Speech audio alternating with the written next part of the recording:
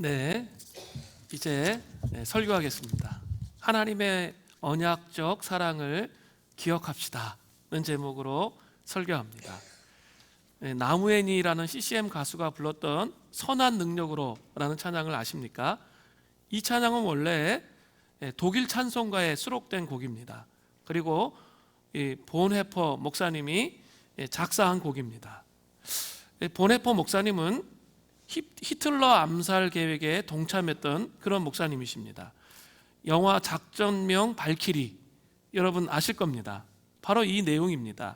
본헤퍼 목사님은 그 당시에 영국에 있었는데 본국에서 히틀러를 암살하고 영국과 강화 협상을 벌이려고 했던 계획이 있었습니다. 그러나 실패하게 되었습니다. 그래서 그 계획에 동참했던 사람들이 형장의 이슬로 사라지게 됩니다. 이 본헤퍼 목사님도 1945년 4월 9일 2차 세계대전이 종전되기 한 달 전에 형장의 이슬로 사라지셨습니다. 그가 하나님을 철저히 의지하면서 교수대에서 그 죽는 모습을 보면서 사형을 집행했던 사람들이 감동받고 예수님을 믿었습니다. 이 선한 능력으로는 본헤퍼 목사가 죽기 한 달 전에 약혼녀에게 보낸 편지 속에 있는 시입니다. 함께 보신 분도 계시겠지만 함께 한번 보겠습니다.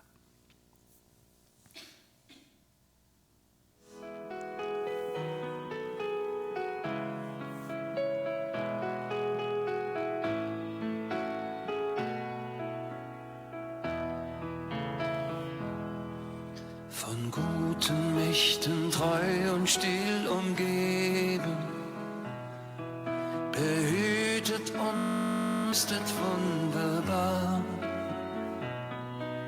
So will ich diese Tage mit euch leben und mit euch gehen in ein neues Jahr. Von guten Mächten wunderbar geborgen, erwarten wir getrost, was kommen mag.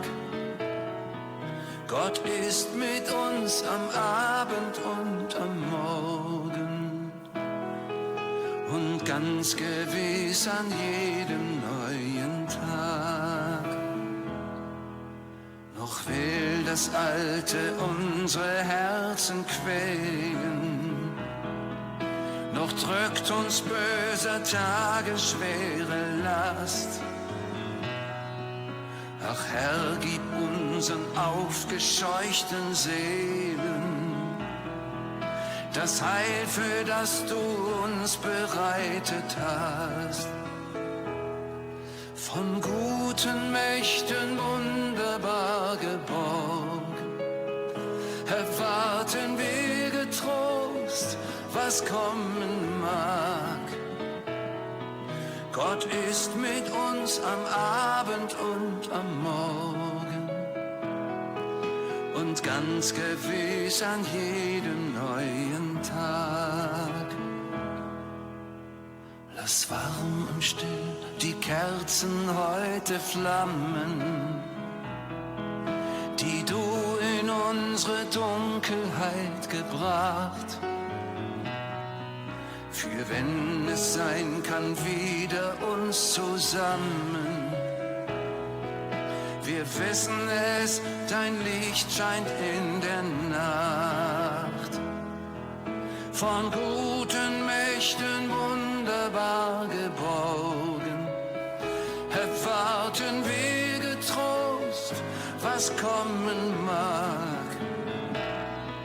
Gott ist mit uns am Abend und am Morgen und ganz gewiss an jedem neuen Tag.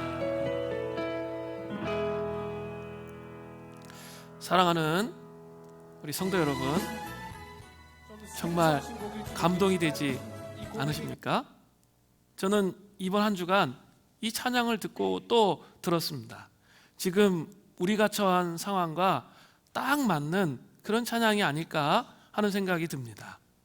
어떤 어려움이 와도 선하신 하나님의 능력을 신뢰하시는 하나님의 사람이 되시기를 간절히 바랍니다.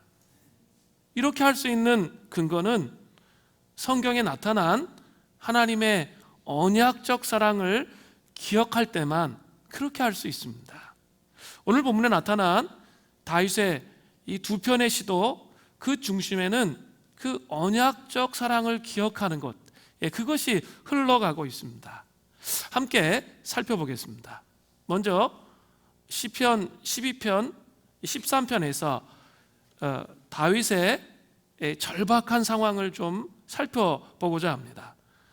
첫 번째는 말로 인해서 고통을 당하는 이 절박한 상황들이 나타납니다.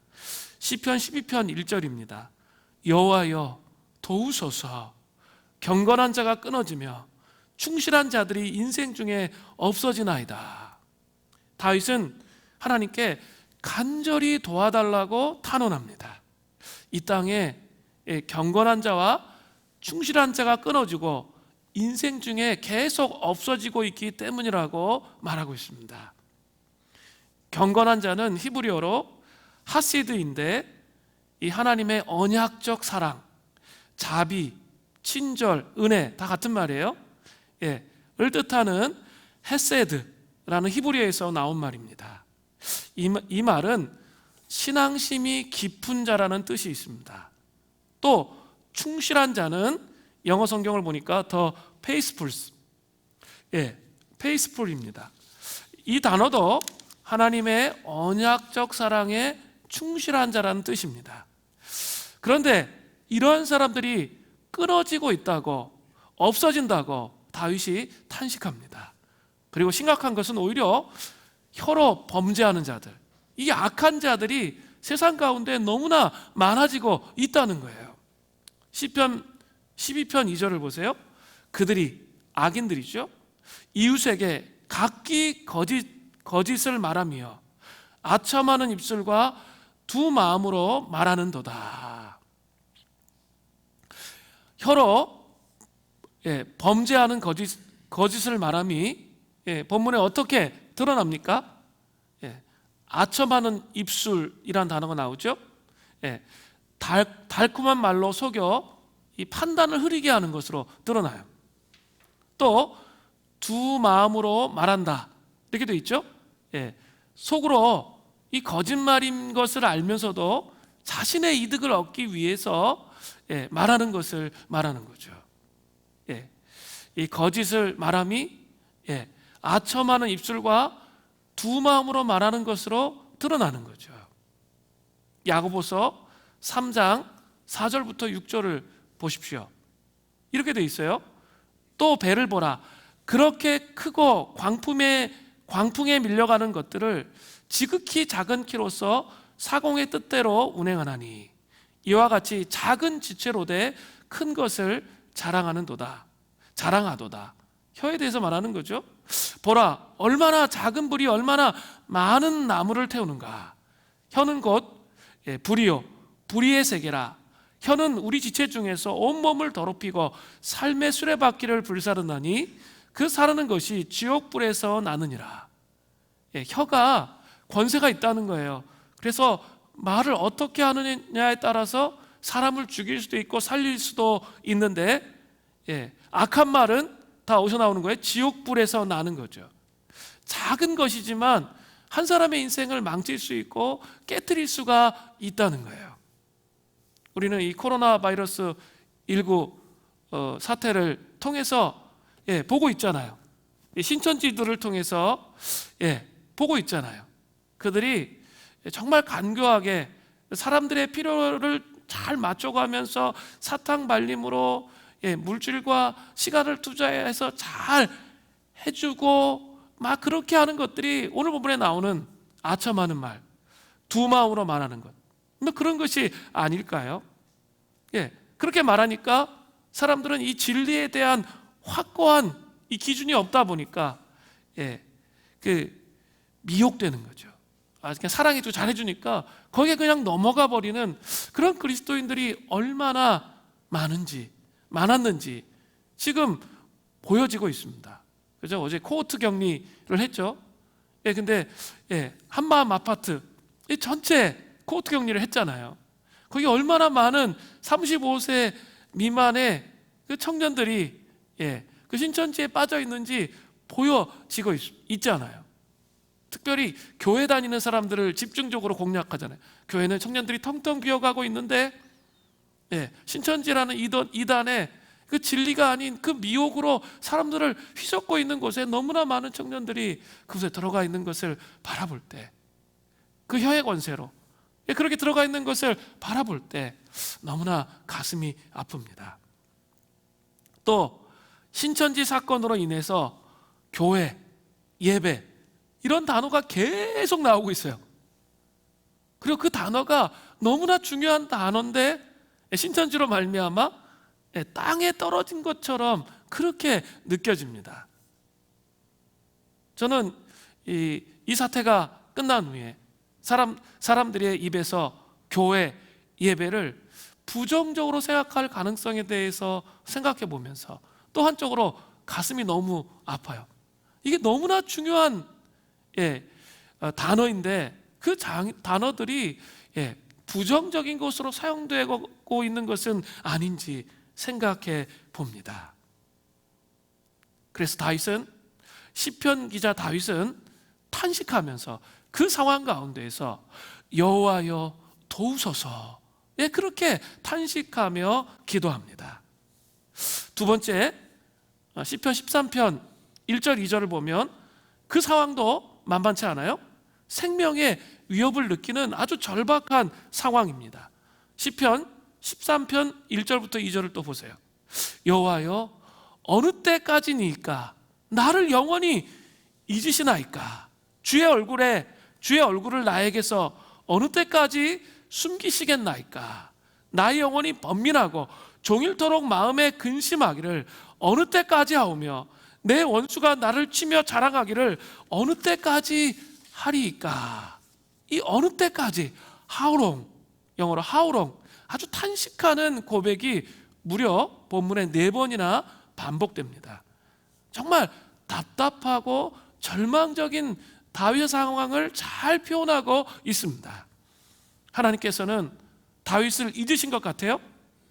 그리고 주의 얼굴을 비춰주시지 않는 것 같아요. 원수가 다윗을 치면서 자신이 이겼다고 자랑하는 그런 상황이에요. 그리고 원수로 말미암아 다윗의 영혼이 번민하고 종일토록 마음에 근심하는 그런 상황이에요. 한마디로 생명의 위협을 느끼는 그런 상황입니다. 코로나 바이러스 19의 상황으로 인해서 이번 주부터는 사회적 거리두기를 적극적으로 권장하는 시기가 되었습니다. 불과 몇 달 전까지만 해도 서로 따뜻하게 부둥켜 안고 격려했던 그 시점이 너무나 그립습니다. 알제댐 총회 갔더니만 그 사람들은 너무 정이 많아서 헤어질 때 한 번에 헤어지지를 못해요. 한 5-6번은 안고 끌어안고 그렇게 하고 헤어지거든요. 그런 것들이 마음속에 그리워지는 시점입니다. 사람들은 더 많은 외로움과 고립감을 느낍니다. 소외되는 이웃은 더 많아지는 것 같아요. 이야기를 들으니까 우리 소상공인들 정말 어렵습니다. 그죠? 또 직장인 중에서 이제 직장에 어려움이 있기 때문에 제가 어제 들었는데 무급 휴가를 가도록 한다는 거예요. 그런 시대에 우리가 지금 생명 위협을 느끼면서 그런 시대에 살고 있습니다. 또 사람들 안에는 화가 만성으로 자리 잡는 것 같습니다. 마스크 때문에, 신천지 때문에 무엇인가 손해보는 상황이 계속될 때 짜증이 가득 나 있는 것처럼 그렇게 반응합니다. 그리스도인이라 할지라도 그러한 상황에 쉽게 영향을 받을 수 있습니다. 당장 육아로 인해서 점점 지쳐하고 있는 그런 자매님들 많잖아요. 짜증으로 반응하기가 쉽습니다. 저도 답답한 마음을 가지고 씨름합니다. 믿음으로 하나님께 나아갔다가 또 한쪽으로는 도대체 어느 때까지인가 뭐 이런 생각이 마음속에 막 들어오면서 절규하고 염려하며 근심하는 마음이 왔다 갔다 할 때가 있습니다. 코로나 바이러스가 물러가고 하나님께 드리는 예배가 공동체적으로 정상적으로 드려지기를 소망하고 갈망하고 있습니다. 다윗은 말로 고통당하고 생명의 위협을 당하는 절박한 상황 속에서 그 감정을 하나도 숨기지 않아요. 그리고 정직하게 그것을 하나님 앞에 들고 나아가고 있어요. 주님, 왜 이런 일이 언제까지 제가 위협을 당하고 고통을 당해야 됩니까? 그렇게 탄식하며 주님께 도움을 구하는 것이 우리에게도 필요한 거예요. 자, 다윗은 정직하게 자신의 상황으로 인한 감정을 하나님께 가지고 나가서 이제 하나님 앞에 간절하게 기도합니다. 시편 12편 3절을 보세요. 여호와여, 모든 아첨하는 입술과 자랑하는 혀를 끊으시리니. 모든 아첨하는 입술과 자랑하는 혀를 끊어달라고 기도합니다.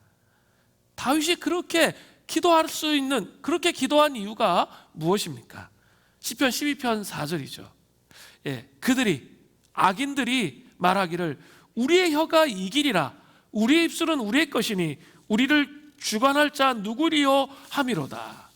악인들은 입술이 자신들의 것이기 때문에 자신들이 주관하지 하나님이 주관할 수 없다라고 말합니다.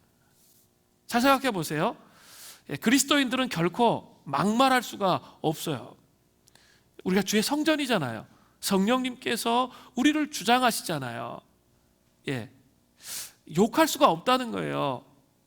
욕이 자기의 삶에서 끊어지지 않는다면 온전한 성령님의 통치가 아직 이루어지지 않을 수도 있는 거예요. 분명히 성령님의 온전한 통치가 있으면 욕하는 삶을 살아갈 수가 없는 거예요. 또한 악인들은 자신들의 혀가 이긴다고 거침없이 말하면서 범죄하기 때문에 다윗이 어떻게 해요? 혀를 끊어달라고, 그 악인들의 혀를 끊어달라고 간절하게 기도하고 있습니다. 또 시편 13편 3절 전반절을 보십시오. 여호와 내 하나님이여 나를 생각하사. 현대인의 성경을 보니까 바라보시고, 바라봐 달라는 거예요. 응답하시고 나의 눈을 밝히소서. 다윗은 주의 얼굴을 나에게서 숨기고 계신데 이제 자신을 바라봐 달라고 기도합니다. 그리고 연속해서 기도에 이제 응답해 달라고 고백하는 겁니다. 그뿐만 아니라 나의 눈을 밝히셔서 주의 뜻을 깨닫게 해달라고 기도하고 있습니다. 다윗은 이러한 간절한 이 기도에 응답하시지 않으시면 자신이 이러한 상황에 계속 머물 수밖에 없다고 고백해요. 시편 13편 3절 후반절부터 4절을 보세요. 두렵건대 내가 사망의 잠을 잘까 하오며, 두렵건대 나의 원수가 이르기를 내가 그를 이겼다 할까 하오며, 내가 흔들릴 때 나의 대적들이 기뻐할까 하나이다. 두렵건대가 반복되죠. 내가 사망의 잠을 계속 잘까봐 두렵다는 거예요. 하나님과 단절된 상태 속에 계속 있을까봐 두렵다는 거예요. 또 그 원수들이 자기들이 이겼다고 하면 문제가 뭐예요? 나로 말미암아서 하나님의 영광이 가리워지잖아요. 그것에 대해서 두려워하는 거예요. 하나님, 그들이 이겼다고 자꾸 말하면, 그죠? 저 때문에 하나님의 영광이 가리워집니다. 주님, 그것이 너무나 두렵습니다. 이렇게 기도하면서 기도에 응답해 주시기를 간구하는 거예요. 자, 다윗은 말로 인해서 고통을 당하고 생명의 위협을 느끼는 절박한 상황에서 하나님께 간절히 그렇게 기도할 수 있었던 근거가 무엇일까요? 이게 중요해요. 어떻게 이렇게 기도할 수 있었나? 솔직하게 자기 마음을 이야기하고 간절하게 아주 대범하게 그 악인들에 대해서 막 기도해요. 그리고 기도에 응답해 달라고, 하나님의 영광을 가릴 수 없다고 막 이렇게 기도하잖아요. 그렇게 기도할 수 있는 근거가 뭐냐라는 거예요. 이게 중요해요. 바로 하나님의 언약적 사랑 때문이라는 거예요. 하나님의 언약적 사랑이라는 게 뭡니까? 언약은 약속을 의미하는 거죠. 하나님과 우리가 약속하는 것을 의미해요. 아브라함의 언약, 다윗의 언약, 우린 그렇게 흔히들 말합니다. 그러나 사실은 이것은 하나님의 언약이죠. 언약의 주체가 하나님이세요. 왜요? 우리는 연약해서 그 언약을 100% 지킬 수 있는 이 마음의 상태를 가지고 있지 못해요. 그죠? 상황에 따라, 환경에 따라 우리는 그 약속을 지키지 못할 때가 너무나 많아요. 그러나 하나님은 어떠신 분이에요? 약속을 꼭 지키시는 분이에요. 그래서 하나님의 백성들을 향해서 하나님은 언약적 사랑, 헤세드의 사랑을 베푸신다는 건 뭐예요? 우리의 상태와 우리의 상황과 상관없이 하나님께서 그 약속하신 그 은혜를, 사랑을 우리에게 부어주신다는 거예요. 이게 바로 언약적 사랑입니다. 잘 보세요. 성경 안에 잘 보세요. 아브라함에게 약속하신 가나안 땅, 아브라함이 죽을 때 자기가 묻힐 매장지 한 평이 없잖아요. 그래서 땅을 샀어요. 그 정도 상태였는데도 하나님이 약속해 주셨잖아요. 가나안 땅을 주시겠다고. 그러니까 어떻게 됩니까? 결국 성경을 보세요. 아브라함의 후손들이 약속의 땅 가나안을 차지하는 거죠. 또 다윗의 후손에게서 그 이스라엘의 왕위가 끊어지지 않겠다는 언약을 하셨잖아요. 결국 그 언약은 유다 지파의 후손인 예수 그리스도의 메시아를 통해서 지금도 계속적으로 이어지고 있는 거죠. 하나님은 그 약속을 지키셨어요.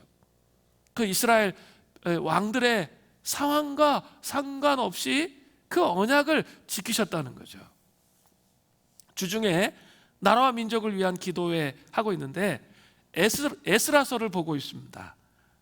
근데 그 에스라서에 보면 예레미야 선지자를 통해서 말씀하신 대로 이스라엘 백성들이 70년 만에 돌아와서 여러 가지 방해가 있음에도 불구하고 수룹바벨 성전, 2차 성전을 완성하는 그런 내용이 나오죠. 그게 뭐예요?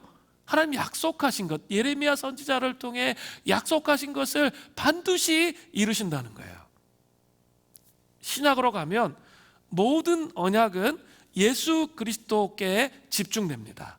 예수님의 보혈로 용서받는 은혜에 집중됩니다. 그리고 그 십자가의 은총으로 말미암아 우리가 새로운 삶을 살게 되는 거죠.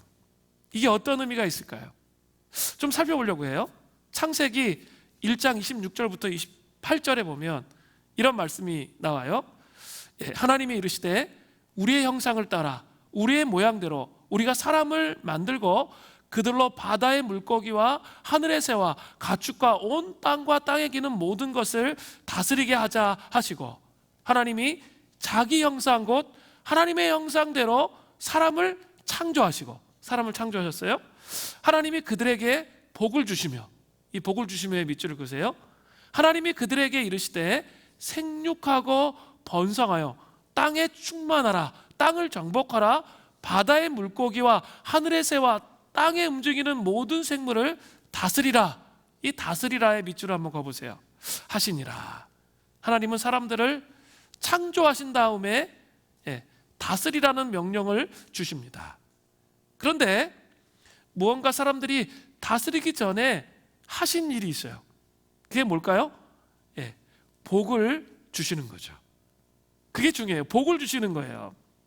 성경에서 복이라는 것은 하나님이 우리에게 위임하는 거예요. 위임하시는 거예요. 하나님이 함께 하셔야만 복이 복되는 거예요. 우리가 이해하고 원하는 복이 있습니다. 장수, 자녀가 많은 것, 돈 많이 버는 것. 대부분 우리의 기도는 이런 복을 구하는 기도가 참 많아요. 그러나 복을 구하는 이유가 분명히 있어야 됩니다. 오늘 본문에서 뭐라고 말하죠? 하나님이 복을 주신 이유가 뭡니까? 바로 다스리시기 위함이에요. 우리가 구하는 복은 하나님의 목적대로 반드시 다스리심을 가지고 와야 한다는 거예요. 창세기 1장 26절부터 28절을 보면 사람이 복을 받기 위해서 어떤 행동을 했습니까? 아닙니다. 하나님의 형상대로 창조된 것밖에 없어요. 우리가 복을 위해서, 복을 받기 위해서 무엇인가 해야 한다는 것, 뭐 아침에 일어나서 막 정화수 떠가놓고 뭐 빌어야 된다는 것, 뭐 이런 것들이 다 뭐예요? 바로 샤머니즘적인 복의 영향입니다. 우리가 복을 받기 위해서 할 수 있는 것은 아무것도 없어요. 하나님이 복을 주시는 거예요. 하나님은 우리의 회복과 동시에 복을 붓기를 원하세요. 그 복 안에 하나님이 함께 하신다는 의미가 있는 거예요.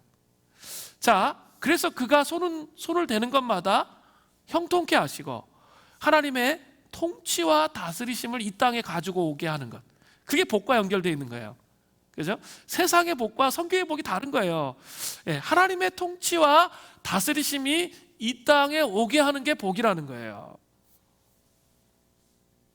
그런데 이러한 놀라운 복을 주시는 하나님을 아담과 하와가 사단의 꾀임에 의해서, 뱀의 꾀임에 의해서 타락하죠. 그게 창세기 3장의 내용이죠. 그래서 땅이 인간의 죄로 말미암아 저주를 받아요. 그래서 노동이 정말 행복하고 쉬운 것이었는데 이 저주를 받아서 땅이 수산물을 안 내는 거예요. 엉겅퀴를 내는 거예요. 적어요. 또 그 사망의 고통이 인간들에게 들어와요. 또 해산의 고통이 이 땅에 들어오는 거죠. 그러나 이 성경 전체를 보면 이렇게 타락해 있는 인간을 하나님이 거대한 인간에 대한 구속의 계획을 가지시고 예수 그리스도가 오게 하셔서 죄로 가득한 땅을 구속하시는 거죠. 인간을 구속하시고 땅을 구속하시는 거죠. 그것이 바로 예수님의 십자가입니다. 십자가는 죄 용서, 그게 가장 기본적인 포인트죠. 그러나 그것으로 끝나는 것이 아니라 창세기 3장의 타락 있죠? 그 타락으로 돌아가는 게 아니라 타락 이전으로 돌아가는 거예요. 창세기의 복으로 말미암는 다스림, 하나님의 주권적인 통치가 하나님의 백성을 통해서 이 땅에 온전한 회복으로 나아가도록 하시는 게 하나님의 약속이신 거예요. 예수 그리스도로 말미암는 언약이신 거죠. 기독교 세계관의 관점에서 성경을 이렇게 나누잖아요. 창조, 타락, 구속. 구속은 그냥 죄 용서받는 것으로 끝나는 게 결코 아니에요. 창세기 1장의 상태, 창세기 1장 26절부터 28절에 복을 주셔서 하나님의 함께 하심의 복을 이 땅에 선포할 수 있는 하나님의 주권적인 통치가 이 땅에 임하도록 하는 것, 거기까지 가는 거예요. 그런 부르심의 회복이 바로 구속입니다. 누구로 말미암아? 예수 그리스도라는 이 언약으로 말미암아 우리에게 그렇게 부어지는 것이라는 거죠. 그죠? 우리를 통해서 이 땅에 하나님의 통치가 임하도록 그렇게 하신다는 것, 이게 언약이라는 거예요. 우리가 막 복을 구하고 그게 아니고 그 복이 주어져 있어요. 주어져 있어요. 그 언약이 주어져 있어요. 그리고 그것을 믿어야 돼요. 믿으면 하나님께서 그 통치와 다스리심을 이루어가는 거예요. 근데 참 믿지 못해요. 세상의 염려와 근심, 걱정, 자기 생각, 자기 관점 막 이런 것들로 가득 차 있으니까 그 통치가 나를 통해 이렇게 선포되지 못하는 거예요. 십자가의 권능이 나를 통해 선포되어지지 못하는 거예요. 그 약속이 나를 통해 선포되지 못하는 거예요. 그걸 회개해야 되는 거죠. 시편 12편 5절은 이렇게 말해요. 여호와의 말씀에 가련한 자들의 눌림과 궁핍한 자들의 탄식으로 말미암아 내가 이제 일어나 그가 원하는 안전지대에 두리라 하시도다. 시편 12편에서 여호와의 말씀에 라는 구절은 유일하게 1인칭으로 사용되었습니다. 다윗은 하나님의 신적 1인칭을 사용해서 악인들이 늘어나고 경건한 자들이 사라지는 세상에 대해 하나님의 의지를 밝히고 있어요. 여호와라는 하나님의 이름은 하나님이 이스라엘과 언약의 주체이심을 나타낼 때 사용되는 신명이에요. 따라서 여호와 말씀이란 언약의 주체로서 한 번도 변개함이 없으시며 반드시 약속한 바를 이행하시는 하나님의 말씀이라는 뜻이에요. 여러분, 하나님 말씀 그렇게 믿고 계세요? 그냥 의심과 불신으로 하나님 말씀 대하는 거 아니에요? 그냥 상황에 그냥 눌려서 하나님 말씀 대하는 거 아니에요? 그러면 하나님의 통치가 이 땅에서 뻗어나갈 수가 없는 거예요. 약속의 주체이신 하나님의 말씀은 변개함이 없어요. 민수기 23장 19절에 보세요. 하나님은 사람이 아니시니 거짓말을 하지 않으시고 인생이 아니시니 후회가 없으시도다. 어찌 그 말씀하신 바를 행하지 않으시며 하신 말씀을 실행하지 않으시랴. 하나님은 절대로 거짓말하시는 분이 아니에요. 신천지가 이단이 맞는 게 다 거짓말이잖아요. 그러니까 이단이죠. 하나님 절대로 거짓말하지 않으세요. 시건하지 않으세요. 그래서 후회하지도 않으세요. 말씀하신 바를 반드시 이루시는 그런 분이십니다. 여러분, 그것을 믿으시기를 바라요. 저는 이 말씀을 보면서 이 좌절의 순간에도, 내가 느끼기에 좌절됐다고 생각하는 그 순간에도 하나님의 약속을 믿어야겠다, 이런 생각이 들었어요. 이 공동체에 주신 또 이 무지개 언약, 저는 다시 한번 생각이 났어요. 그리고 공동체를 부흥으로 이끌어 가실 것에 대해서 다시 한번 깊이 있게 생각해 보게 되는 거죠. 시편 12편 5절 후반절에 또 중요한 단어가 나와요. 이 하나님의 언약적 사랑 있죠? 변하지 않는 그 사랑으로 인해 우리가 어떻게 돼요? 가련한 자들의 눌림과 궁핍한 자들의 탄식 속에 있는 하나님의 백성들을 그가 원하는 안전지대에 두리라. 자, 다윗은 처음에 자신이 안전지대에 있는 거 몰랐어요. 그래서 탄식하며 괴로워하며 그렇게 기도했죠. 그런데 하나님의 언약적 사랑을 기억하면서 기도하니까 자신이 지금 안전지대에 있다는 것을 느끼는 거예요. 안전지대에 있다는 것을 확신하는 거예요. 아무리 사울과 구의 군대가 몰려와서 생명을 위협한다 할지라도, 또 마귀의 쏘는 침같이 혀로 원수들이 막 자기를 괴롭히고 힘들게 한다 할지라도 자기는 지금 어디에 있는 거예요? 언약적 그 사랑을 기억하니까 나는 여전히 안전지대에 있다는 것을 알게 된 거죠. 이 세상에서 가장 안전한 곳이 어디입니까? 하나님의 말씀을 붙들고 하나님의 언약적 사랑을 신뢰하는 사람들이 모여 있는 곳이에요. 그곳에 있을 때 하나님의 보호하심을 경험할 수 있게 되는 거예요. 그래서 세상에서 가장 안전한 것이 바로 교회입니다. 우리가 지금 인터넷 생중계로 예배를 드리고 있지만 우리가 연합하여 하나님의 사랑의 언약을 기억하고 하나님의 말씀을 사랑한다면 우리는 안전지대에 있는 겁니다. 시편 91편 3절부터 4절의 말씀을 여러분 기억하십시오. 이는 그가 너를 새 사냥꾼의 올무에서와 심한 전염병에서 건지실 것이미로다. 그가 너를 그의 깃으로 덮으시리니, 이게 안전지대죠. 그의 깃으로 덮어주세요. 내가 그의 날개 아래 피하리로다. 그의 진실함은 방패와 손방패가 되시나니. 이 말씀을 여러분 기억하십시오. 또 중요한 것은 하나님의 언약적 사랑을 믿고 하나님의 백성들이 깨어 일어나 기도할 때 나라에 두려워진 이 어둠의 질병이 물러갈 것을 믿습니다. 나라와 민족을 위해 기도한 지 5일째 지났습니다. 이제 월요일부터 6일째인데요. 눈을 들어서 공동체와 함께 언약적 사랑 가운데 거할 때만이 믿음으로 기도할 수 있게 되는 겁니다. 그렇지 않으면 상황에 눌려 있기 때문에 향방 없는 싸움을 할 수 있는 거예요. 그죠? 다윗은 맨 처음에 자기 감정을 막 표출하면서 향방 없는 기도를 했던 거죠. 답답함의 기도를 했던 거죠. 그러나 지금 이 언약적 사랑으로 들어오니까 자기가 안전지대에 있다는 것을 믿고 신뢰하면서 하나님의 말씀이 확실하다는 것, 하나님 말씀이 이루어진다는 것을 믿고 기도하는 거죠. 기도하는 사람은 바로 그런 마음의 태도와 자세가 필요한 거예요. 그냥 세상에 소리 너무 많이 들어가지고 막 불안해가지고 기도하면 아무 소용이 없어요. 언약적 사랑을 기초해서 이 나라와 민족을 위해서 기도해야 되는 거예요. 여러분 역대하 7장 14절 말씀 여러분 아시죠? 내 이름으로 일컫는 내 백성이 그들의 악한 길에서 떠나 스스로 낮추고 기도하여 내 얼굴을 찾으면 내가 하늘에서 듣고 그들의 죄를 사하고 그들의 땅을 고칠지니라.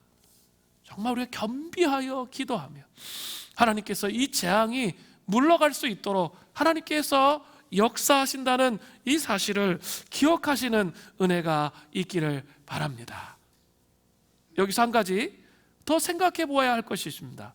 무엇 때문에 여호와의 말씀, 하나님의 언약적 사랑이 있는 곳이 안전지대가 될까요? 시편 12편 6절에 말하고 있습니다. 여호와의 말씀은 순결함이여 흑독 안에 7번 단련한 은 같도다. 여호와의 말씀이 순결하기 때문입니다. 어떻게 순결합니까? 흑독 안에 7번 단련한 은과 같습니다. 뜨거운 불이 천도시대 이상 되는 뜨거운 불이 불로 용광로에 그 7번 7은 완전수죠. 단련한 100% 수는 그것과 같다는 거죠. 하나님의 말씀은 100% 믿을 수 있다는 거예요.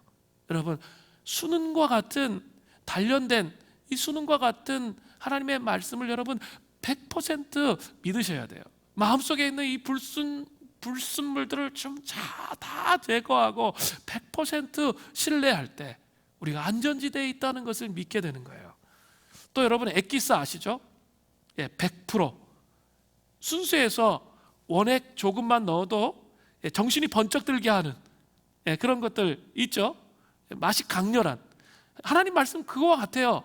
그래서 100% 신뢰하면서 나아가면 주변을 강력하게 변화시킬 수 있는 그 능력이 있게 된다는 거예요. 그것을 기억하십시오. 다윗은 시편 13편 5절 전반절에도 이러한 하나님의 언약적 사랑을 의지한다고 고백합니다. 시편 13편 5절 전반절에 보세요. 나는 오직 주의 사랑을 의지하여 싸우니. 아주 중요한 구절이에요. 나는 오직 주의 사랑, 헤세드의 그 언약적 사랑을 자기가 의지했다라고 말하고 있어요. 그 언약적 사랑이 흘러왔죠. 그 중심에, 이 기도의 중심에 다른 게 있는 게 아니에요. 하나님의 언약적 사랑이 있는 거죠. 우리도 날마다 상황에 따라 변하는 우리의 마음을 좀 깨트려야 돼요. 그리고 하나님께 나아가야 돼요. 하나님의 언약적 사랑은 어떤 상황에 있든지 결코 변하지 않아요. 군대를 가도 변하지 않고요. 질병에 걸려서도 변하지 않아요. 그렇기 때문에 그 언약적 사랑을 끝까지 이 마음속에 채워서 붙들고 있는 사람은 반드시 승리할 수 있게 돼요. 그리고 자기만 승리하는 게 아니라 이 나라와 민족도 깨어서 같이 승리할 수 있도록 그렇게 하신다는 이 사실을 여러분 기억하셔야 돼요. 자, 이제 마지막입니다. 진짜 기도는 사실 시편 12편 7절 8절, 13편 5절 후반절부터 6절입니다. 다윗은 하나님의 언약적 사랑을 기억하고 의지해서 나아갔습니다. 지금 다윗의 현실적인 문제가 지금 시편의 상황 속에 해결되었습니까? 안 되었습니까? 안 되었어요. 아직 해결되지 않았습니다. 상황이 아직 그대로예요. 그러나 다윗은 놀라운 소망을 가지고 기도합니다. 기도의 수준이 높아졌어요. 그죠? 달라졌어요. 이 마음의 언약적 사랑을 고백하고 자기 답답한 마음을 풀고 기도하니까 기도의 질이 정말 이렇게 하나님께 상달될 정도의 수준의 기도의 질로 높아졌다는 거예요. 시편 12편 7절부터 8절이에요. 여호와여 그들을 지키사 이 세대로부터 영원까지 보존하시리이다. 비열함이 인생 중에 높임을 받을 때 악인들이 곳곳에서 날뛰는도다. 여전히 세상은 어때요? 악인들이 비열함으로, 그죠? 더럽고 추한 일이 막 판을 치는 그런 세상으로 그 인생 중에 막 높임을 받아요. 막 여전히 날뛰어요. 그런데 하나님께서는 다윗이 뭐라고 얘기해요? 의인들이 이 세대로부터 영원까지 보존하실 것이라고 다윗은 그 소망함으로 기도를 하고 있는 거예요. 태풍이 불어오면 이 태풍의 눈은 요동침이 없잖아요.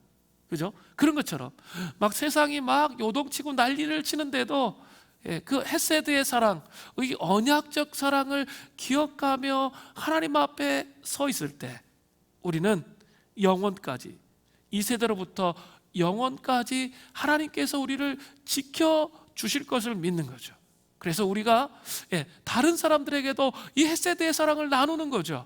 그래서 의인으로 세워지고 함께 지켜질 것을 바라보며 이 땅을 바라보며 기도할 수 있게 되는 거예요. 놀라운 믿음의 고백이 쓰여져 있습니다. 또 시편 13편 5절 후반절부터 6절을 보세요. 나의 마음은 주의 구원을 기뻐하리이다. 내가 여호와를 찬송하리니 이는 주께서 내게 은덕을 베푸심이로다. 자, 생명의 위협으로부터 구원을 베풀어 주시는 주님을 다윗이 믿음으로 바라봐요. 다윗은 자신에게 하나님께서 은덕을 베푸실 것을 찬양했습니다. 생명의 위협이 계속 있어요. 아직 베풀지 않았어요. 믿음으로 선포하는 거예요. 미래에 그렇게 되어질 것을 선포하는 거예요. 그냥 말로만 선포하는 게 아니라 헤세드의 사랑을 의지해서 하나님 이 모든 재앙이 다 물러가고 생명의 위협의 고통이 물러가고 또 혀로부터 범죄한 악인들의 죄악들이 다 물러가고 하나님 정말 승리하게 될 것을 믿음으로 선포합니다 라는 놀라운 소망의 기도를 다윗이 아뢰고 있습니다. 그 은혜가 있기를 바랍니다. 우리의 중심이 상황과 환경에 따라 너무 요동치는 그런 신앙생활이 아니라 우리는 헤세드를 붙잡고 있는 사람들이에요. 헤세드를 끝까지 붙잡음을 통해 이 땅에 하나님의 평강을 선포하고 하나님의 위로를 선포하고 하나님의 역사가 이 땅 가운데 드러나도록 기도해야 할 책임이 우리에게 있습니다. 상황을 따라 요동치는 그 믿음을 깨뜨리고 하나님 앞에 함께 서는 은혜가 있기를 간절히 바랍니다.